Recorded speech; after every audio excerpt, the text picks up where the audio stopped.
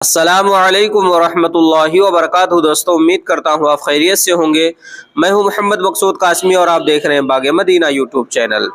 دوستوں آئے دن ملک میں کہیں نہ کہیں کوئی نہ کوئی فرقہ پسندی والی بات ہوتی رہتی ہے۔ بنگلور سے ایک معاملہ سننے میں آ رہا ہے کہ مسلم تاجرین کو مبینہ طور پر کرناٹک کے ضلع دکشن کنڑ کے شہر منگلورو میں مندر کے میلے میں اسٹال لگانے سے روک دیا گیا ہے۔ منگلور شہر کے کوڈو پوشری اننتھا پت مناب مندر کے احاطے میں 14 تا نومبر دسمبر مذہبی میلہ ششتی مہا تسمنا منایا جائے گا۔ یہ مندر حکومت کرناٹک کے محکمہ مزراعی کے تحت آتا ہے۔ مندر کے انتظامیہ نے اسٹالوں کے الاٹمنٹ کا عمل پہلے ہی مکمل کر لیا ہے اور مسلم تاجرین کو جو اسٹال حاصل کرنے اس سے رجوع ہوئے تھے اجازت دینے سے انکار کر دیا گیا ہے۔ مسلم تاجرین نے الزام لگایا کہ انہیں ہندوؤں کے نام پر اسٹال حاصل کرنے کی ہدایت دی گئی تاکہ وہ اپنا کاروبار چلا سکیں۔ اسی دوران اسٹریٹ وینڈرز ایسوسی ایشن نے اس صورتحال پر عدم اطمینان کا اظہار کیا ہے اور حکومت سے کہا ہے کہ وہ اس معاملے کا جائزہ لیں۔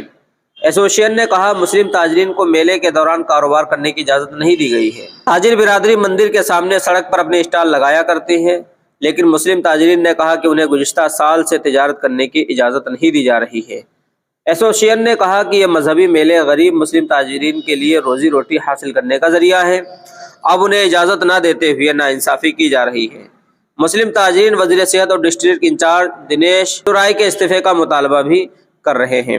تو دوستو یہ تھا پورا کا پورا معاملہ بنگلور سے جڑا ہوا، جہاں پر ایک میلے میں مسلم تاجرین کو اسٹال لگانے سے، اپنی دکان لگانے سے منع کر دیا گیا ہے۔ تاکہ معاملہ ایسا نہیں ہونا چاہیے، کوئی بھی کہیں بھی دکان لگا سکتا ہے اور یہ لوگ غریب طبقے کے لوگ ہوتے ہیں، ان لوگوں کو اس طریقے سے روکنا یہ سراسر ناانصافی ہے۔ تو ایسے لوگوں کو بھی ایسی جگہوں پر میلے میں اسٹال لگانے کی اجازت دینی ہی چاہیے۔